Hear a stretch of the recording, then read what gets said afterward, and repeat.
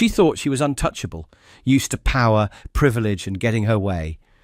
But when she pulled out a stun gun and attacked a royal guard, expecting him to crumble, she made the biggest mistake of her life. What happened next left the entire crowd in stunned silence. Here's how it all unfolded. But before we continue, let us know in the comments where you're watching from.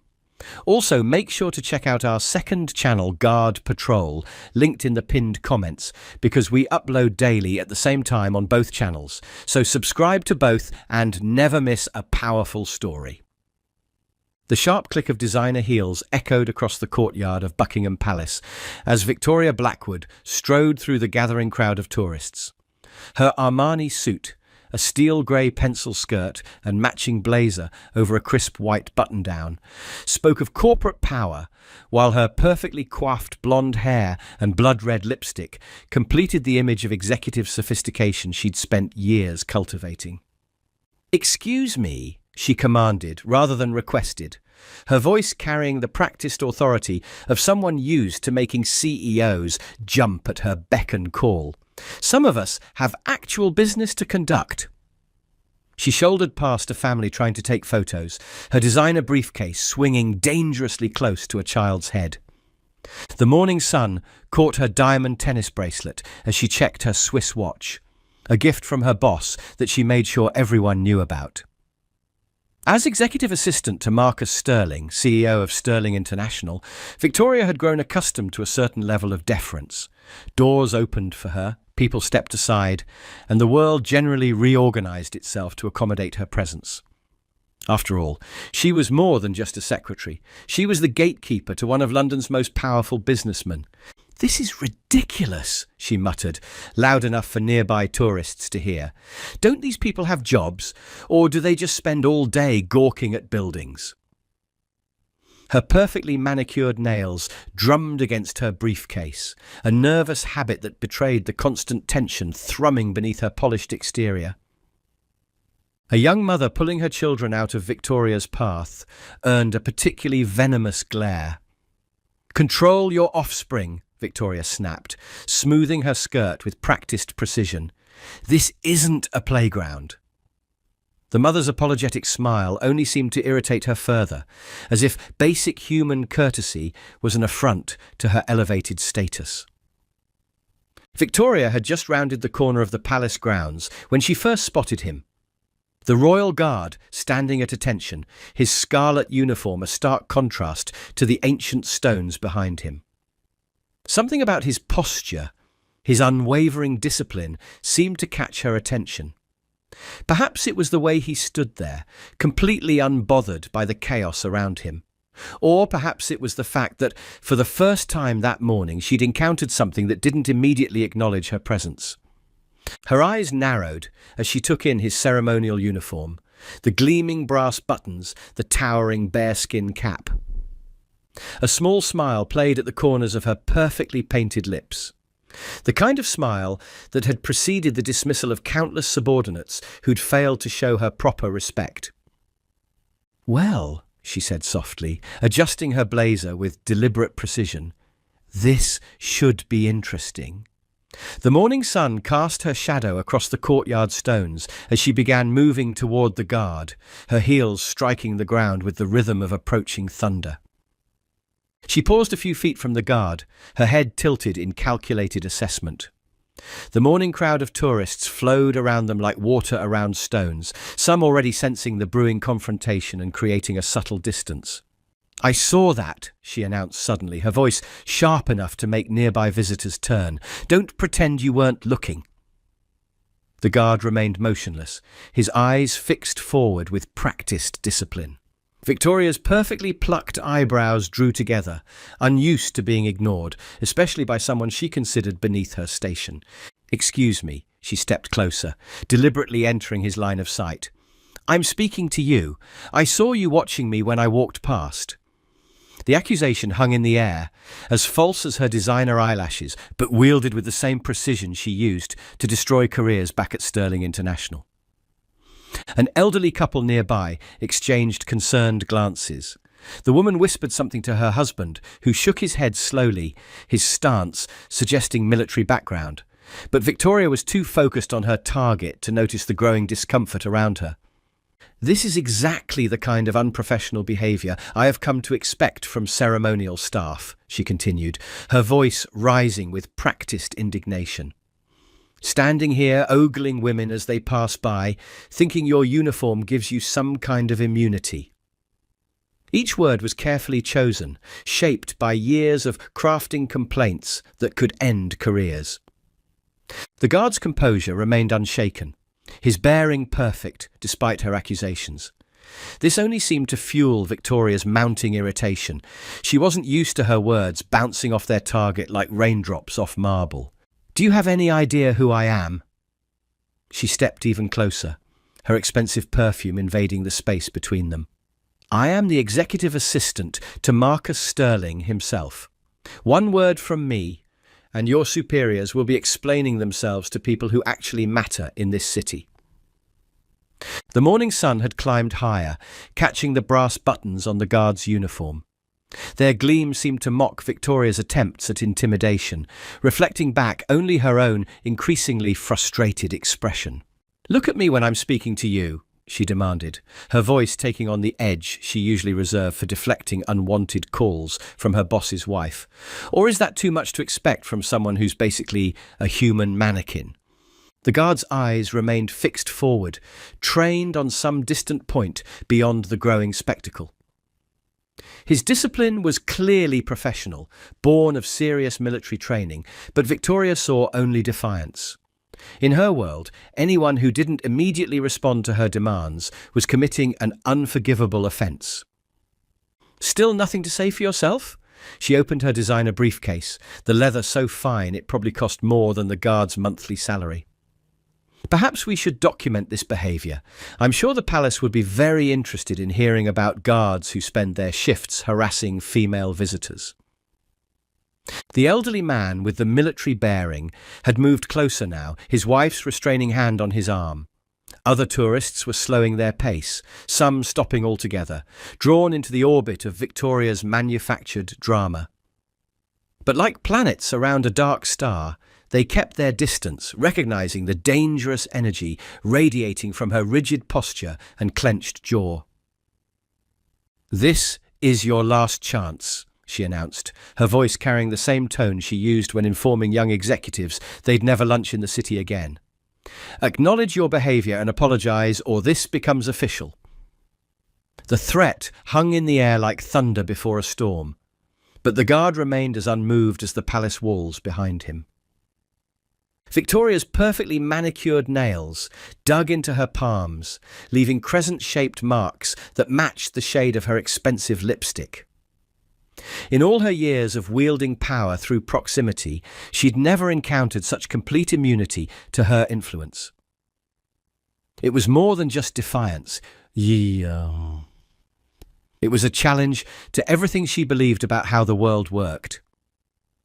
Her eyes narrowed as she reached into her briefcase again, this time with more deliberate purpose. If authority wouldn't work, perhaps it was time for a more direct approach. "I demand to speak with your superior immediately," Victoria's voice sliced through the morning air. "Since you're clearly incapable of basic professional conduct, let's take this up the chain of command." She pulled out her phone, its diamond-studded case catching the sunlight. "I have the Chief of Metropolitan Police on speed dial. Shall we see what he thinks about this situation?" The guard's disciplined stillness only served to feed her growing rage.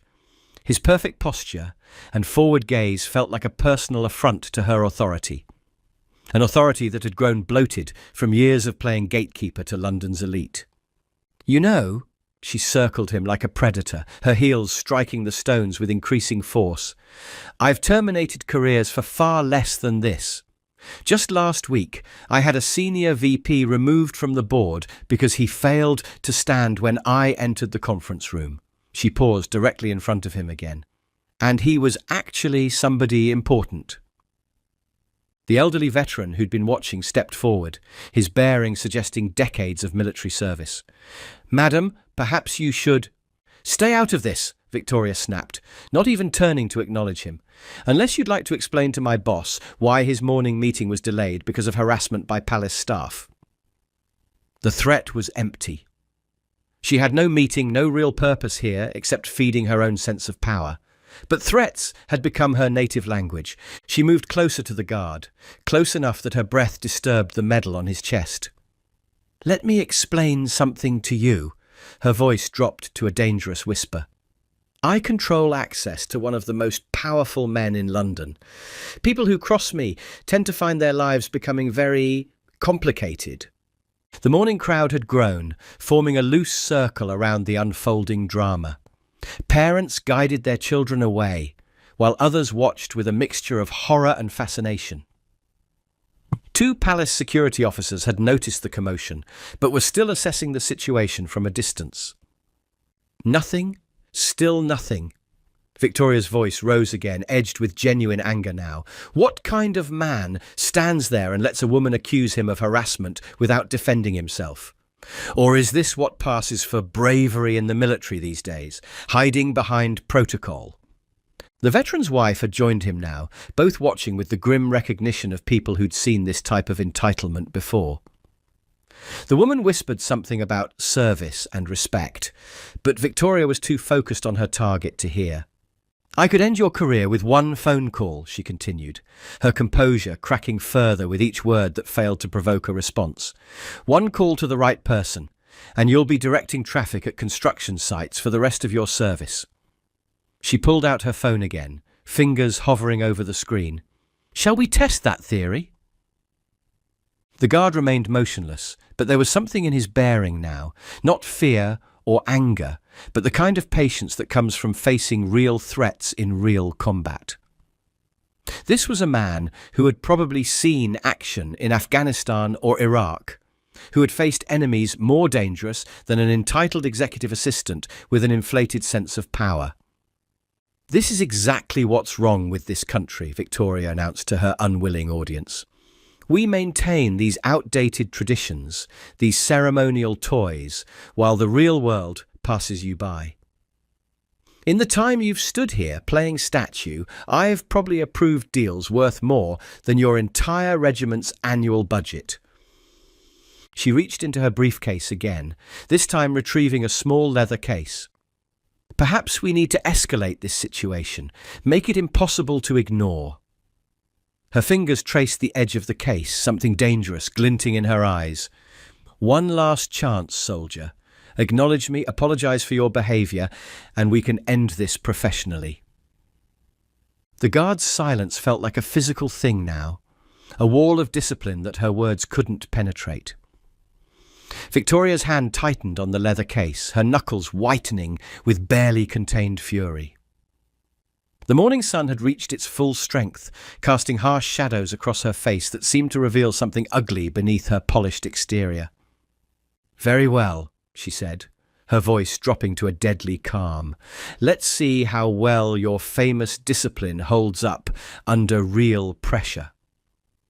Her manicured fingers began to open the case, revealing the metallic gleam of something that had no place on palace grounds. "Last warning." Victoria's voice had taken on a different quality now, something sharp and dangerous that made several onlookers step back. "You can't hide behind protocol forever." The veteran couple had moved closer, recognizing the escalating danger in Victoria's bearing. The old soldier's face showed the gravity of someone who'd seen that particular look before. The moment when entitlement tips over into something more volatile. "You know what your problem is?" Victoria's perfectly painted lips curled into a sneer. "You think this uniform, this ceremony, makes you untouchable." She adjusted her blazer with her free hand, a gesture meant to remind everyone of her own position of power. "But let me tell you something about power, real power. It's not about standing still and looking pretty, it's about making things happen." She pulled out her phone again, this time with exaggerated slowness. "Shall I call the palace administration? Or perhaps we should go straight to the media. Palace guard harasses female visitor. That would make quite a headline, wouldn't it?" The threat hung in the air like smoke, acrid and toxic. The guard's composure remained unbroken, but there was a subtle tension in his bearing now. Not fear, but the ready alertness of a trained soldier sensing approaching danger. His eyes remained fixed forward, his posture perfect, even as Victoria's threats grew more explicit. "Nothing?" she laughed, a harsh sound that carried no humour. "Still nothing? Even when I'm about to end your career, you stand there like a statue?" Her free hand dipped into her purse, fingers brushing against the leather case. "Let's see how well you maintain that famous discipline when—" She paused, her hand encountering something else in her bag. The veteran's wife noticed her expression change, saw something dark flash across her features. "Dear," she whispered to her husband, "perhaps we should alert security." But Victoria was already withdrawing her hand, leaving the phone in her purse. Instead, her fingers had found something else. The stun gun she carried for protection in London's rougher areas. A gift from her boss, along with a casual comment about how a woman in her position needed to be prepared for anything. "You know what's funny?" Her voice had dropped to almost a whisper, but it carried an edge that made nearby tourists instinctively back away. "In my world, when someone refuses to acknowledge their superiors, we have ways of making them pay attention." The stun gun was small, matte black, expensive, like everything else in Victoria's life. She kept it concealed in her palm, but her posture had changed, becoming more predatory. The morning sun caught her diamond bracelet as she shifted her weight, preparing for something that the growing crowd couldn't yet see. "I've dealt with stubborn men before," she continued, moving slightly to the guard's side as if preparing to walk away. Men who thought their position, their uniform, their principles made them immune to consequences. Her lips curved into a smile that never reached her eyes. "Would you like to know what happened to them?" The veteran had taken half a step forward, something in Victoria's tone setting off ancient warning bells.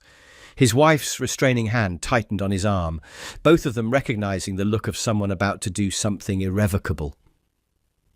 "This is your absolute last chance," Victoria announced, her voice carrying the finality of someone who'd made an irrevocable decision. "Acknowledge me, apologize, show some basic human respect." She paused, waiting for a response she knew wouldn't come. "No? Still nothing." Her fingers tightened around the stun gun, thumb finding the activation switch with practiced ease. The small device hummed to life, the sound lost in the general noise of the courtyard. "Very well. Let's see how well your training prepared you for this." In that moment, the guard's military experience must have sensed the approaching attack. There was a subtle shift in his muscles, an almost imperceptible tensing beneath his ceremonial uniform. But his training, his duty, kept him rooted in place, maintaining his post even as danger approached. Victoria's next movement was sudden, precise, and utterly deliberate. The stun gun emerged from behind her back, like a viper striking, its metal contacts seeking vulnerable flesh beneath the thick red uniform. Her face showed no hesitation, no remorse, only the cold satisfaction of someone used to forcing the world to bend to their will. The morning sun caught the arc of electricity as it leaped from the weapon, carrying with it not just voltage, but Victoria's accumulated rage at being ignored, at finding something her influence couldn't corrupt, at encountering a strength her money and connections couldn't buy. The stun gun's contacts found their mark, delivering thousands of volts through the guard's ceremonial uniform. For a fraction of a second, time seemed to suspend itself as Victoria's face lit up with vindictive triumph. But what happened next would shatter her expectations completely. The guard's body tensed as the current ripped through him, his muscles contracting involuntarily from the electric shock. The pain was immediate and intense, like liquid fire coursing through his veins. Yet instead of crumpling to the ground as Victoria had anticipated, years of military training and iron discipline took over. His jaw clenched until tendons stood out like cables beneath his skin, teeth gritting against the searing pain that threatened to overwhelm him. His feet, though trembling slightly, remained planted firmly on the stones of the courtyard, as if rooted there by something stronger than mere physical endurance. "Not so stoic now, are you?" Victoria hissed, maintaining the pressure of the stun gun, pushing it harder against his uniform as if trying to drive her superiority through his very flesh. The weapon hummed with malicious energy, but her moment of victory was about to turn to ashes in her mouth. With a control that defied both the electricity coursing through his body and normal human limitations, the guard's white-gloved hand shot out like a striking cobra. His fingers found Victoria's wrist with unerring precision, catching it in a grip forged by years of close-quarter combat training. The movement was smooth, measured, and devastatingly effective. Not the ceremonial precision tourists photographed, but the lethal efficiency of a soldier who had fought hand-to-hand in the dust of Afghanistan. The stun gun clattered to the ground with a metallic ring, its arc of electricity dying with a final angry spark. Victoria's eyes widened in disbelief, her perfect makeup unable to hide the shock that drained all colour from her face. The guard's grip wasn't cruel or punishing, but it was as immovable as the palace itself, his fingers applying exactly the right pressure to immobilize without causing pain. For the first time that morning, perhaps for the first time in her entire career, Victoria found herself completely unable to dictate the situation. "How dare you!" she shrieked, her voice rising to a pitch that made nearby pigeons take flight. She tried to pull away, her designer heels scraping uselessly against the ancient stones. "Do you know who I—" "That's enough, madam." The guard's voice cut through her protests like a combat knife through silk, quiet but carrying the unmistakable authority of someone who had faced Taliban fire and IED blasts. His eyes, when they finally met hers, held not anger or hatred, but something far more terrifying, the controlled power of a warrior who had chosen this precise moment to break protocol. In those eyes, Victoria saw not the ceremonial statue she'd been mocking, but a man who had stared death in the face and hadn't blinked. The veteran couple had rushed forward through the stunned crowd, the old soldier's face grim with the recognition of a situation that required immediate intervention. His own military experience told him exactly what he was seeing, not just an assault, but a moment when ceremony gave way to the reality of what these guards truly were. Highly trained combat soldiers.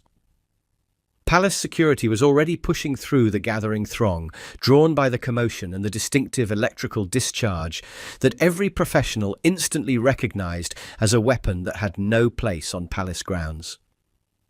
Victoria struggled against the guard's grip with increasing desperation, her carefully maintained composure shattering like thin ice. Her hair, perfectly styled just minutes ago, had come loose from its severe bun, strands falling across her face as she twisted uselessly against the immovable hold. "Let go of me! I'll have your job for this. I'll have your entire career." But her threats rang as hollow as her designer heels on the courtyard stones, empty as the stun gun that lay harmless at her feet, its metal contacts still smoking slightly from the discharge. The morning sun illuminated the scene in harsh detail, casting shadows that seemed to emphasize the stark contrast between appearance and reality. The guard's uniform remained immaculate despite the attack, every button still gleaming, every crease still perfect, a testament to the discipline that ran far deeper than mere ceremony. Victoria's appearance had transformed dramatically. Her expensive suit was twisted and wrinkled, her silk blouse had come untucked, and her carefully applied makeup was smeared from exertion. The scattered contents of her purse lay strewn across the courtyard stones like fallen leaves. Credit cards, gold-plated compact, designer sunglasses, and various symbols of wealth that suddenly seemed as worthless as her attempts at intimidation had proven to be. "You just assaulted a member of His Majesty's Armed Forces," the older veteran stated, his voice carrying decades of military authority and the weight of justice about to be served. His campaign medals caught the sunlight as he stepped forward, each one representing battles fought in defense of the very principles Victoria had just attacked. With a prohibited weapon, on palace grounds. Each word fell like a judge's gavel, hammering home the gravity of her actions and the severity of the consequences she was about to face. Palace security had formed a cordon now, their faces showing the professional gravity of men who understood exactly how serious this situation was. Their eyes took in every detail: the discarded weapon, the scorch mark on the guard's uniform, the obviously expensive stun gun that spoke of premeditation rather than spontaneous action. But it was the guard himself, still maintaining his perfect grip on Victoria's wrist, who commanded the moment with the quiet authority of someone who had earned his position through fire and combat, rather than ceremony alone. In my years of service, his voice remained measured, controlled despite the lingering effects of the electric shock. I've faced insurgents in Helmand Province, survived IED attacks, and lost brothers in combat, and yet somehow you believed a stun gun would break what enemy fire could not. Victoria's face contorted with rage, but beneath it something new had appeared: fear. Not of the guard's grip or the approaching authorities, but of the absolute control in his voice, the unshakable authority that no amount of corporate power could match. "I carry medals for valour under fire," he continued, each word precise as a drill instructor's cadence. "My uniform bears decorations earned in real combat, not ceremony, and you thought your entitlement would outweigh years of battlefield discipline." The veteran stepped forward, his own military bearing matching the guard's.